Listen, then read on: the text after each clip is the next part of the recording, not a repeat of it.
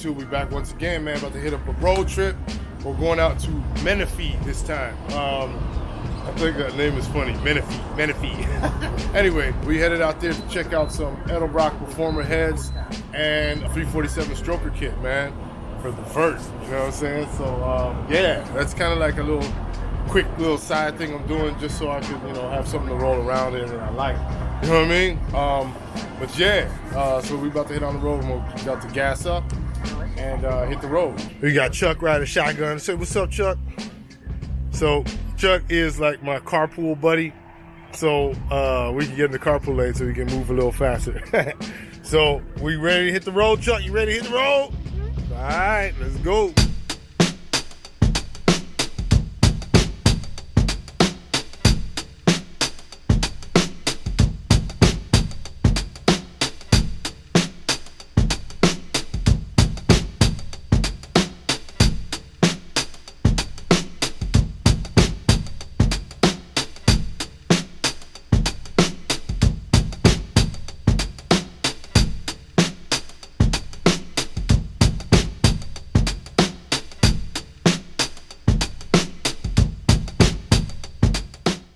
So right before we get to the spot, Lake Elsinore, we stop on a club. What do they call these? Slingshots?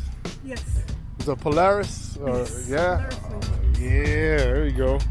It's clean. That's that new joint. I like this. I'm the closest one, and I'm late. The latest one. How's it going, man? Dang, this is tight. Hey, Chad, look at this. Dang, it's tight. Ooh-wee. It's wet right there. Like that. He on Forgiatos. This is tight. Custom. That's custom. Man. All right. Yeah, they're fast. Ask him how fast it is.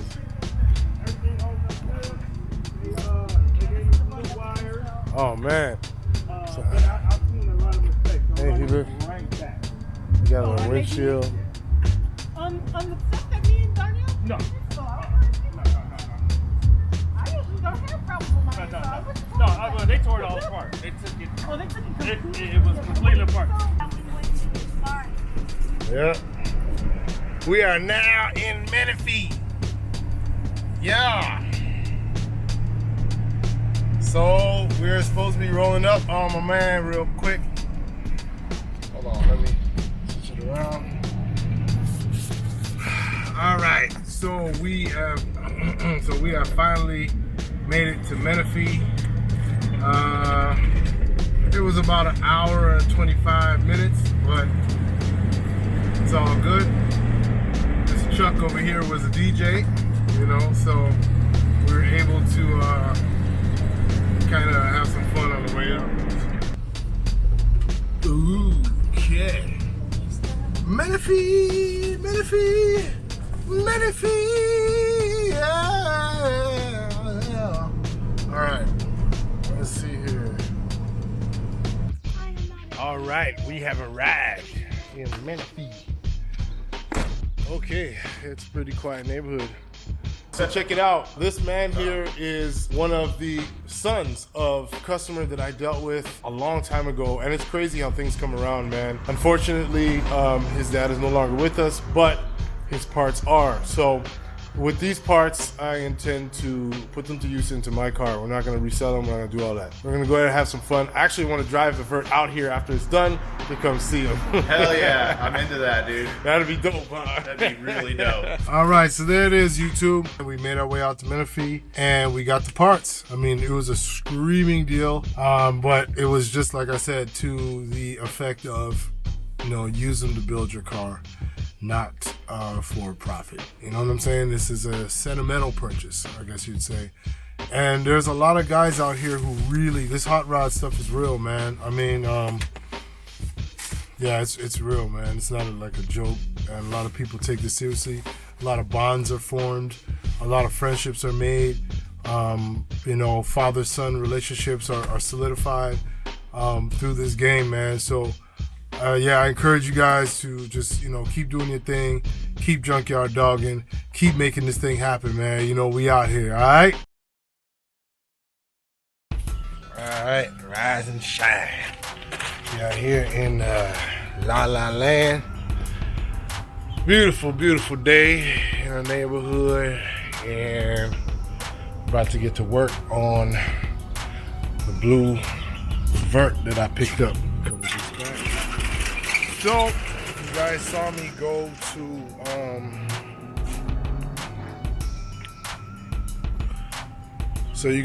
go to pick up the hats.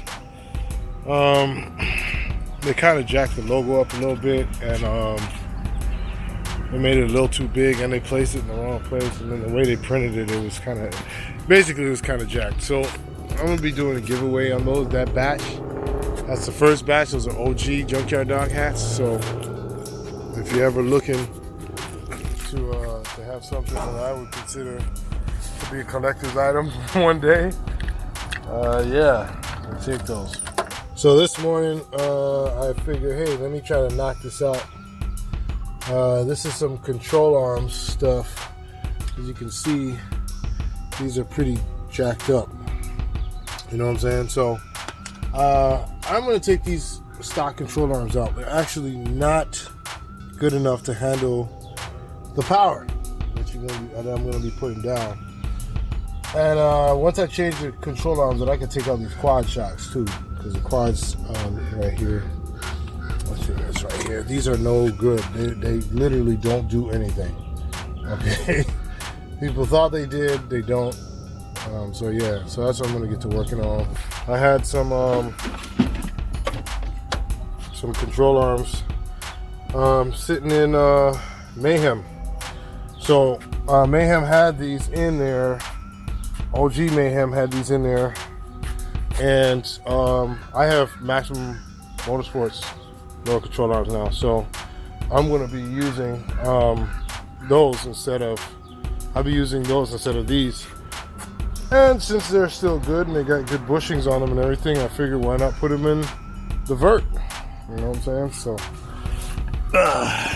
got them in the Vert here, so make them look good. Give me a little bit of traction, you know. And a reason for me to use them. I was gonna put them on junkyarddogs.com, but I decided to use them. Why not? I already got a car. It's a cool little project. And also too on Mayhem, since I'm using coilovers, they had springs, lowering springs on it. So yeah, I think that'll be good. Then I got these LX lights that are real sweet, real nice set. I'm gonna change out the cheese graters here. I'm not gonna, I was just gonna put them in until it's time to get painted, just for the sake of, just for the look. You know what I'm saying? Because I want it to look good in the meantime. All right, so there we go. Tokico Shocks, lowering springs and aftermarket control arms, and the LX lights. I have these for sale on junkyarddogs.com, but decided against selling them because they're so nice. And I got a car now that I need. So next step on this Vert is the top. As you can see here, we got a big old ex-girlfriend hole right here. And the lining is all jacked up. We got a broken piece right down here. So we're gonna work on that next because the interior smells like crap because it gets wet. And one way to stop that is to get another top. Also too, in here is a bunch of rat poop. Rat doo-doo. So we're gonna vacuum all this out, man, because it's gross. And yeah, this car just needs a really good cleaning. Let's tighten up these bolts and see what's up. Yes, we're back in the doghouse once again, and Project Mayhem is finally back home. As you can see, we got the tubular front put on like I said I would. It took a little while, but this is one man doing some amazing work. I really like what he did. We're gonna move on to cleaning up the engine bay. So what we're gonna end up doing is just stripping the paint off, getting it down to the metal, and I've been fortunate enough to hook up with KBS Coating as a new sponsor, and they're gonna send me a kit to go ahead and coat this with some really high quality paint. So when we get it back down to the metal, KBS has a system where it's, you know, clean, where you strip it, you clean it, you prep it, and then you paint it. Okay, so they have like a whole process. I did a video using their product on the rear end, and I did make some mistakes as far as prepping it, which, you know, is understandable. You know, it was the first time I've ever used it, but I really like the product. So yeah, we're gonna go ahead and set it up and use it here on the engine bay. So I took everything back off in the suspension, the K-member, the coilovers, everything. We took it all back off, and we're gonna go ahead and clean this all up and come at it again. All right, so we're gonna use some of this paint stripper here on this area. So basically what I'm trying to do is thin the paint to get it to a point where we can use the wire brush, wherever it is, and just kind of scrape the stuff off. So the way it works is you take this, you know, you shake the can up, and you can kind of spray it on, and you wait a couple minutes. You spray it on like that. And this stuff works pretty fast. So you're gonna wait like 5 to 10 minutes, and then go on ahead and start scraping it off. So 5 to 10 minutes is to really get the paint soft. So basically at this point, what you wanna do, it's real easy. You just take the wire brush and just scrape it off. It comes off like it was never on there. Okay, like nothing, all right? Like a putty, okay?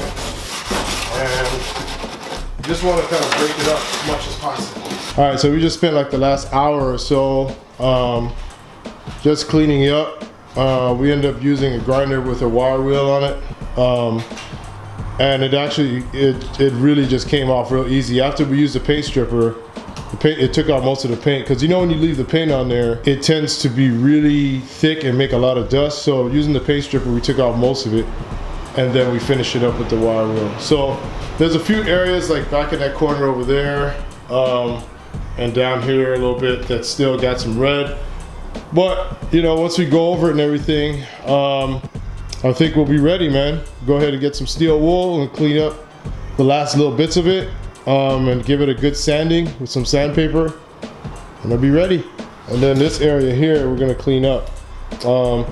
As far as this diffuser part right here, where the air ran, or the air dam, I'm gonna want to get that welded down there, and then I want to kind of tighten up these just a little bit more.